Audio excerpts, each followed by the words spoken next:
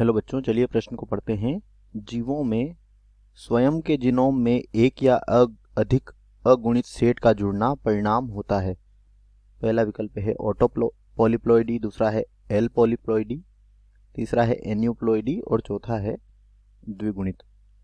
तो हमें यहाँ पर प्रश्न में पूछा गया है कि जो जीवों का जीनोम होता है, स्वयं का जीनोम, उसमें एक या अधिक जब अगुणित सेट जुड़ते हैं तो इसे क्या कहा जाता है। चलिए बात करते हैं इस प्रश्न की मुख्य अवधारणा। तो बच्चों, जब क्या होता है, जो गुणसूत्र होते हैं, गुणसूत्रों की सेट जो होते हैं, इनकी संख्या में, गुणसूत्रों के सेट की संख्या में जब वृद्धि या कमी होती है तो इसे क्या कहते हैं, इसे यूप्लॉइडी कहा जाता है। क्या कहते हैं? यूप्लॉइडी कहते हैं। और बच्चों, जब सेट की संख्या में वृद्धि होती है तो इसे पॉलीप्लॉइडी कहा जाता है।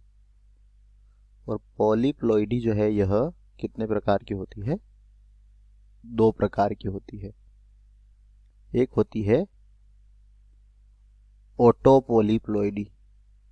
क्या होती है? ऑटो, ठीक से लिखेंगे यहाँ पर, क्या होती है? Auto polyploidy. और ऑटो पॉलीप्लॉइडी में क्या होता है, जो इस गुणसूत्र के, इसमें जो गुणसूत्रों के सेट होते हैं, यह सभी गुणसूत्रों के जो सेट होते हैं, यह एक समान पैतृक उत्पत्ति के होते हैं। एक समान पैतृक उत्पत्ति वाले होते हैं। जैसे कि यह एक सेट है और यह इसी पैतृक उत्पत्ति का दूसरा गुणसूत्र का सेट है। तो यह तो हमारा उत्तर नहीं होगा, यह विकल्प गलत हो गया। दूसरा प्रकार होता है पॉलीप्लॉइडी का, एलो पॉलीप्लॉइडी या एल पॉलीप्लॉइडी। और इसमें क्या होता है, इसमें जब एक से अधिक यानी कि स्वयं के जीनोम में जब एक या अधिक अगुणित सेट जुड़ते हैं,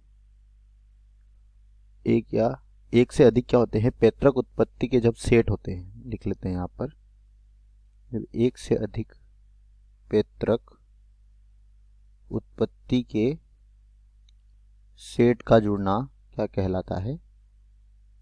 सेट का जुड़ना, यही एल पॉलीप्लॉइडी कहलाता है। जैसे कि ये ए एक पैतृक उत्पत्ति का है और बी भी दूसरी पैतृक उत्पत्ति का।